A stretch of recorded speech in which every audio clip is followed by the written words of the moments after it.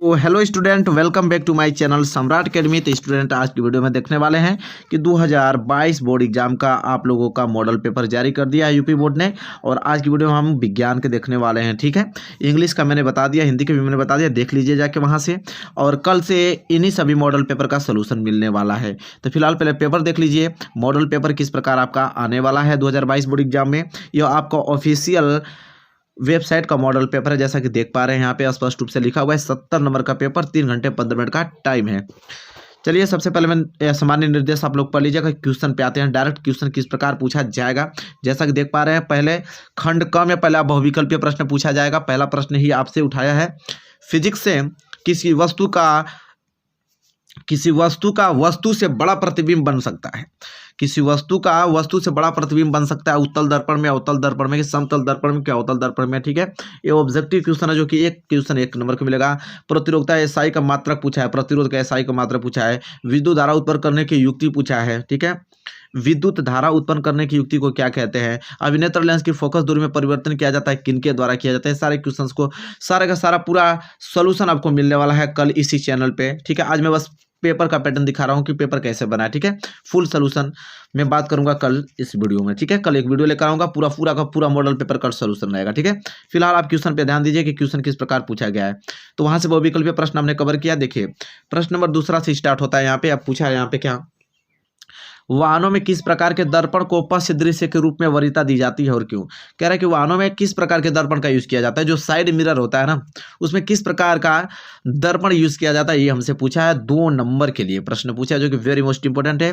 इसके बाद ख जो है न्यूमेरिकल आ गया है कि किसी अवतल लेंस की फोकस दूरी आपको f बराबर 15 दे दिया है मीटर, और वस्तु के लेंस से किसी वस्तु पर कितनी, कह रहा है कि वस्तु को लेंस से कितनी दूरी पर रखें कि वस्तु का लेंस से 10 सेंटीमीटर दूर प्रतिबिंब बने। यहाँ आपका u का वैल्यू दे दिया है, वस्तु से दूरी, v का वैल्यू पूछा है, प्रतिबिंब की दूरी पूछा है।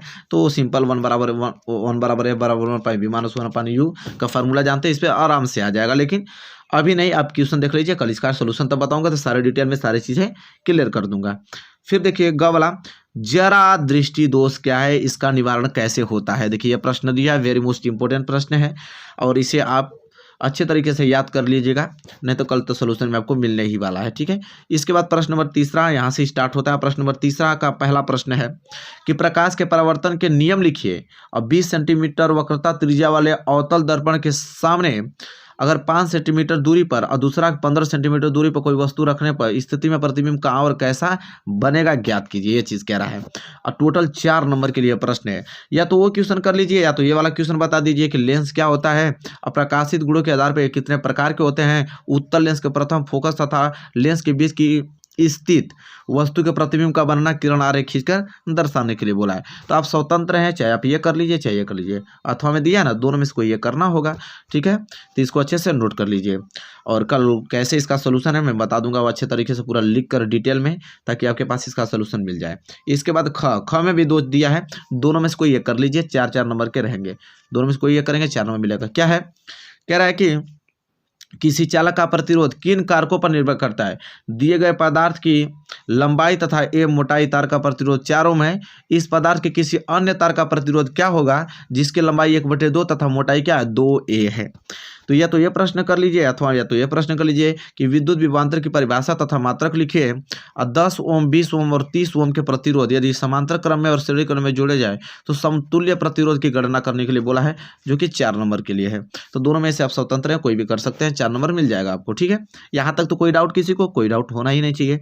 चलिए, सोल्यूशन कल इसका मिल जाएगा, आप इसका बेफिक्र रहिए, मैं सोल्यूशन इसको अपलोड करवा दूंगा। कह रहा है विद्युत मोटर का नामांकन आरेख खींचकर सिद्धांत का कार्य विधि स्पष्ट कीजिए।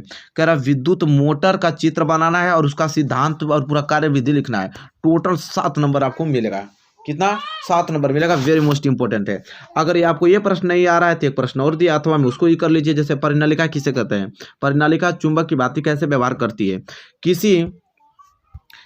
किसी क्षण चालक की सहायता से विद्युत धारावाही प्रणालिका के उत्तर तथा जटिल ध्रुव का निर्धारण कैसे किया जाता है। तो भाई आप बिल्कुल स्वतंत्र हैं, चौथा में या तो पहला कीजिए या तो अथवा में कीजिए, दोनों कोई कर लेते हैं। 7 नंबर पूरा आपका क्या हो जाएगा, पक्का हो जाएगा। 7 नंबर यहाँ से कंफर्म हो जाएगा, ठीक है। तो इस प्रकार के पैटर्न पूछा जाएगा, ये मॉडल पेपर है, ठीक है।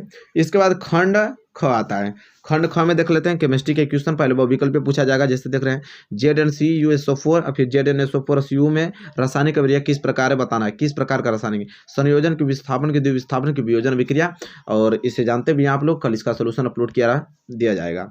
दूसरा है जल की कठोरता को हटाने के लिए निम्न में से किसका उपयोग किया जाता है। अगर कोई जल की कठोरता हटा देना है तो किसका यूज करेंगे। बेकिंग सोडा का, दावन सोडा का, विरंजक चुटका के, प्लास्टर ऑफ पेरिस का करेंगे। ठीक है, तो इसको भी देखने वाले हम लोग। फिर ग कि निम्न में से किस यौगिक का OH एक क्रिया समूह होता है बताइए। ब्यूटान को, ब्यूटेनॉन को, ब्यूटेनॉल को, कि ब्यूटेनोइक अम्ल को, कि ब्यूटेनल को बताना है। ठीक है, तो ये भी सारे क्वेश्चन सोल्यूशन कराए जाएंगे। अब छठवां देखिए, रेडॉक्स अभिक्रिया क्या है। वेरी मोस्ट इंपॉर्टेंट, हमने बताया था आप लोगों को कि रेडॉक्स अभिक्रिया क्या है। रासायनिक अभिक्रिया का उदाहरण देकर समझाइए। और दूसरा, ये भी सारे क्वेश्चन में करा दूंगा, ऑलरेडी करा दिया हूँ। बेकिंग सोडा बनाने की विधि और उपयोग लिखिए, 2 नंबर के क्वेश्चन। आधुनिक आवर्त नियम क्या है। आवर्त सारणी के किसी आवर्त में बाएं से दाएं जाने पर परमाणु त्रिज्या में क्या परिवर्तन होता है। सारे प्रश्न हमने करवाया है, लेकिन कल इसका एक कंप्लीट सोल्यूशन मिलने वाला है। कंप्लीट पूरा मॉडल पेपर का कंप्लीट सीरियल बाय सीरियल पूरा सोल्यूशन मिल जाएगा। ठीक है, चलिए इसके बाद 7वां है IUPAC नाम लिखना है आप लोगों को। ठीक है, ये 2 देख रहे हैं, इन दोनों का IUPAC नाम क्या होगा ये मैं लिख के आप लोगों को बता दूंगा। ठीक है, अच्छे तरीके से क्लियर हो जाएगा। फिलहाल देख लीजिए कि प्रश्न 7वां में यही पूछेगा IUPAC नाम, जो कि कितने नंबर का रहेगा, 2 नंबर के लिए रहेगा। ठीक है, क्लियर यहाँ तक आइए। उसी में ख दिया है जो कि 2 नंबर का। संक्षारण किसे कहते हैं। धातुओं का संक्षारण रोकने की 2 विधियां लिखिए। कह रहा है कि संक्षारण किसे कहते हैं, धातुओं को संक्षारण रोकने की कितनी विधि लिखना, 2, और 2 नंबर के लिए पूछा जाएगा। इसके बाद 8वां प्रश्न 7 नंबर के लिए है। कितने, 7 नंबर। 3 प्रश्न है। पहला, कार्बनिक यौगिक में प्रतिस्थापन अभिक्रिया लिखना है। दूसरा, साबुन की सफाई प्रक्रिया, और तीसरा, समजातीय श्रेणी। करते हैं, 7 नंबर मिलेगा। ये करने का मन नहीं है, नहीं याद है, कोई बात नहीं, अथवा में दिया, इसको कीजिए। क्या है वह कि निम्नलिखित रासायनिक समीकरण लिखना है आप लोगों को। ठीक है, देखिए 3 2 5, 1 2 3 4 5 7 प्रश्न है, और 7 का अगर समीकरण लिख लेते हैं तो 7 नंबर मिल जाएगा। पहला, एथेनॉल सोडियम के साथ अभिक्रिया करता है। दूसरा, एथिल अल्कोहल को 443 केल्विन ताप पर सांद्र सल्फ्यूरिक अम्ल के साथ गर्म किया जाता है, तो क्या होगा। तीसरा, मेथेन को वायु में जलाया जाता है, उसका रासायनिक अभिक्रिया लिखना है। और चौथा, एथेनोइक अम्ल एथेनॉल के साथ अभिक्रिया कैसे करता है, इसको बताना है। इसी के साथ साथ 5वां क्या है, एथेनोइक अम्ल सोडियम कार्बोनेट से क्रिया करता है। 6वां, एथेनाइक अम्ल की सोडियम हाइड्रोजन कार्बोनेट के साथ क्रिया कैसे करता है, उसका रासायनिक समीकरण निकला। और 7वां, एथिल अल्कोहल का क्षारीय KMnO4 की उपस्थिति में ऑक्सीकरण कैसे होता है, ये रासायनिक अभिक्रिया लिखना। टोटल 7 था, कितना था, 7 कर देंगे, रासायनिक समीकरण लिख देंगे, 7 नंबर आपका पक्का हो जाएगा। ठीक है, तो यहाँ था। अब खंड ग में आते हैं, जो कि बायोलॉजी के प्रश्न रहेंगे। ठीक है, बायो के प्रश्न जैसा कि देख पा रहे हैं यहाँ पे, पहला ही प्रश्न देख लीजिए, बहुविकल्पीय प्रश्न रहेगा। कह रहा है कि निम्नलिखित में से कौन मानव में मादा जनन तंत्र का भाग नहीं है। बताना है कि कौन मानव का भाग नहीं है इसमें। ठीक है, मादा जनन तंत्र का भाग नहीं है, ये बताना है। ठीक है, दूसरा यहाँ पे है, जैसा कि देख पा रहे हैं कि जीवाश्म ऊर्जा स्रोत है किसका, पवन ऊर्जा का, सौर ऊर्जा का, कोयला का, विद्युत, जल विद्युत का। तो ये कल आप लोगों को बता दिया जाएगा, पहले पेपर देख लीजिए। ग देखिए, पवन चक्कियों का उपयोग किन कार्यों को करने में होता है, यांत्रिक रासायनिक कार्य, दोनों कार्य किनमें से कोई नहीं। फिर घ है आपका, वे पदार्थ जो जैविक प्रक्रम द्वारा अपघटित हो जाते हैं वो क्या कहलाते हैं, जैव निम्नीकरण, अजैव निम्नीकरण की जैव उच्चीकरण किनमें से कोई नहीं। ठीक है, ये सारे प्रश्न मोस्ट इंपोर्टेंट कराए गए हैं। ठीक है, 10वां प्रश्न देखिए, स्वपोषी पोषण के लिए आवश्यक परिस्थितियां कौन सी है और उसके उप उत्पाद क्या हैं। ठीक है, फिर ख और ग देखिए, पुष्प के बीजांड का स्वच्छ नामांकित चित्र बनाइए। जैव निम्नीकरण पदार्थ पर्यावरण किस प्रकार को प्रभावित करता है, यहाँ से 2-2 नंबर का प्रश्न मिलेगा। ठीक है, आई होप क्लियर हो गया होगा। प्रश्न नंबर 11 देख लीजिए, कायिक प्रवर्धन क्या है, उदाहरण सहित वर्णन करना है, जो कि 4 नंबर के लिए प्रश्न पूछा जाएगा। कायिक प्रवर्धन क्या है, उदाहरण सहित स्पष्ट करना है। फिर दूसरा है, मादा जनन तंत्र का स्वच्छ नामांकित चित्र बनाइए तथा इसका संक्षिप्त में वर्णन करना है, जो कि 4 नंबर के लिए है। तो दोनों में से स्वतंत्र हैं आप, दोनों में से आप स्वतंत्र हैं। 11 का क और ख, अरे इसको रिमूव करिए, इन दोनों में से कोई एक करना है आपको। इसके बाद ख में भी 2 दिया है। पहला क्या, लिंग गुण सूत्र किसे कहते हैं, मानव में लिंग निर्धारण की प्रक्रिया को समझाइए। या तो जीवाश्म में क्या है, जैव विकास प्रक्रम के विषय में क्या दर्शाते हैं। तो इन दोनों में से कोई एक कर लीजिए। तो 4 नंबर यहाँ से, 4 नंबर यहाँ से, 8 नंबर बिल्कुल पक्का हो जाएगा आपका। फिर प्रश्न नंबर 12 जो कि वेरी मोस्ट इंपोर्टेंट है, कि मानव पाचन तंत्र का नामांकित चित्र बनाकर आमाशय तथा क्षुद्रांत में होने वाली पाचन क्रिया का वर्णन करना है, जो कि यहाँ पे 6 नंबर आपको दिलाएगा, 7 नंबर दिलाएगा। या तो वो मन नहीं है, नहीं याद है तो ये वाला कर लीजिए। पादपों में परिवहन से आप क्या समझते हैं? आप पौधे में जल, भोजन, अन्य पदार्थ के हस्तांतरण को स्पष्ट करना है, ठीक है।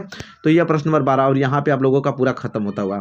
तो मेरे प्यार विद्यार्थियों, होप आपको क्लियर हो गया होगा। यह आपका मॉडल पेपर है विज्ञान का, और इसका कल इसी चैनल पे कल इसका पूरा का पूरा सोल्यूशन कंप्लीट, हर एक सब्जेक्ट का सोल्यूशन मिलने वाला है मॉडल पेपर का, ठीक है। तो हमारे चैनल पर बने रहिए, चैनल को सब्सक्राइब करके हमारे साथ जुड़कर और 2022 बोर्ड एग्जाम की अच्छे से तैयारी कीजिए। मिलेंगे एक प्यार से नेक्स्ट वीडियो में, तब तक के लिए धन्यवाद।